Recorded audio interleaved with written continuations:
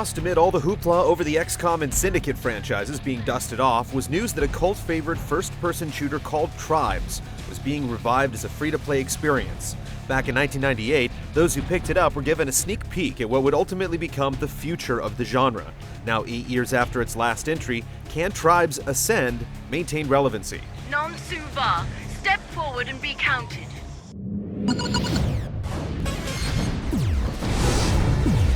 Our generator is back online. The original Star Siege Tribes was one of the first shooters brave enough to completely ditch the single-player campaign. The same holds true here. While there's a somewhat helpful training regiment, and most are going to need it, there's nothing in the way of a story to play through. You wouldn't be here if you didn't know how to fight. But mastering the air and slope is another matter entirely. Instead, you get 4 different takes on networked competition. Team Deathmatch has a twist in that there's one flag and whoever possesses it gets a points boost. It tends to generate plenty of memorable chase sequences across the sprawling maps. There's a 5-on-5 arena option that takes the flag out of the equation and shrinks the map size, but the game's extreme speed simply isn't suited to CQC. There's also Capture and Hold, and while it's serviceable, comparing it to the equivalent in games like Battlefield 3 reveals its lack of accoutrements. The series has always been, and continues to be, about capture the flag. Few shooters do it better than Tribes Ascend. Our flag is secure. Get the enemy flag! No matter what mode you play, you're constantly earning XP. Tribes Ascend is free to play, so unlocking new classes, weapons, items, and upgrades can be purchased with this in-game currency or with real cash. The game does a good job of giving you just enough for free to get you hooked. If you stick with it for more than a day or two, you'll quickly realize that there are bare minimums to be competitive. Unless you want to spend a month trying to unlock the more powerful weapons, you're going to buy them because the XP prices can be ridiculous. Even so, you can spend $20 to $30 and have as big an arsenal and as many classes as you'll need. If you end up becoming obsessed, this is a small price to pay for dozens of hours of entertainment, and if you spend real money, it increases your ability to build XP through play. Our generator is back online. A few corners have been cut though. There's no voice chat in the game. Instead, you get the classic voice commands that work well enough to handle strategy, but keep things from getting personal. There's also no clan support, and dedicated servers are still in formative stages. Matchmaking is also a little rough. Close games are currently few and far between. While the maps are absolutely huge, Tribes Ascend could use a few more. Just recreating some classics would go a long way, as right now there's just one. Still, it's hard to complain with free, and with 4 modes and the ability to upgrade every class, weapon ability, and doohickey, there's plenty to convince you to keep coming back.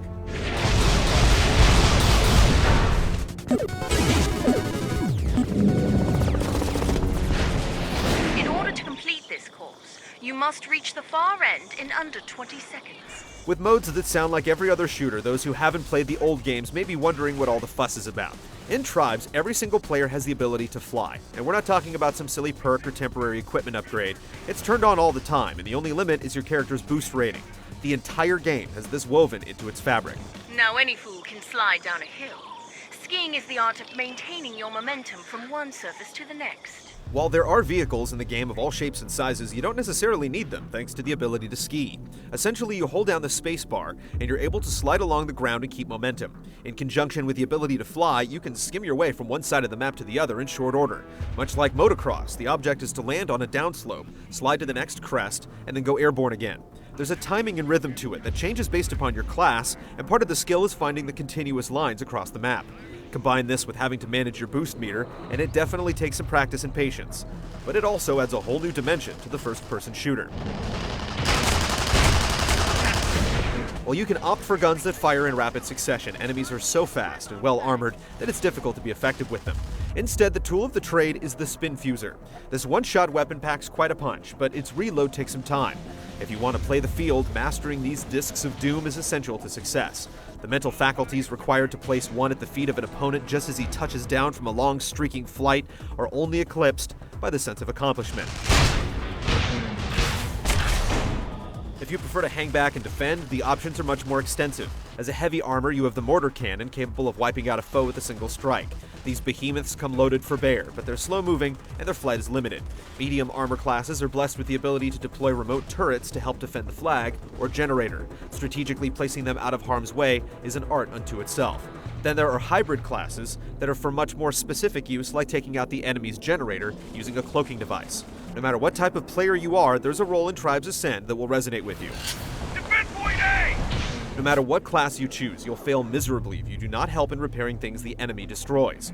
While you can forsake defense for a strong offense in a lot of shooters, you have no chance of winning with that tactic in Tribes. Once your generator is taken out, all your defenses break down. This results in a much higher level of clientele. Spammers, campers, and selfish players quickly wash out. Bloody generator has been destroyed. As you play each match, you're rewarded with credits that you can spend on what are essentially perks. You can drop a remote inventory station onto your location, or mark an object or enemy on the map for an orbital strike.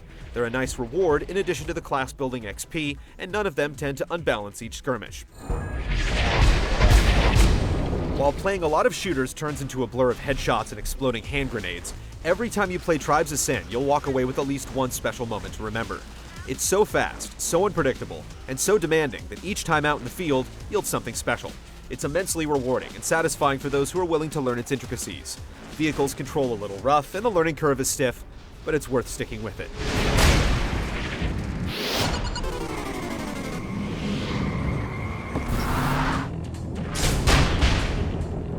Like most free-to-play games, Tribes Ascend has been built to scale to a wide range of rigs. Cranking up the detail and resolution yields some passable results, but the visuals are not about bleeding-edge tech.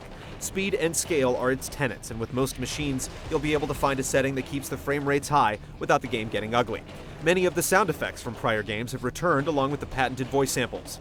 The music sounds like it was made back in 1998, and its rough implementation is demonstrated by the jarring change of tempo when you grab the flag.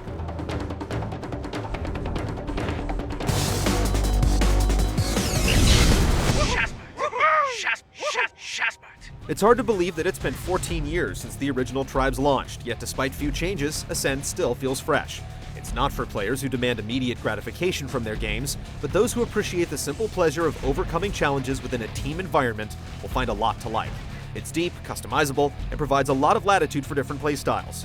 With no risk involved, it's worth taking the time to download it and find out if it's right for you. For some, it'll be the best money they didn't spend this year. I knew we were going to win. Good game. Goodbye.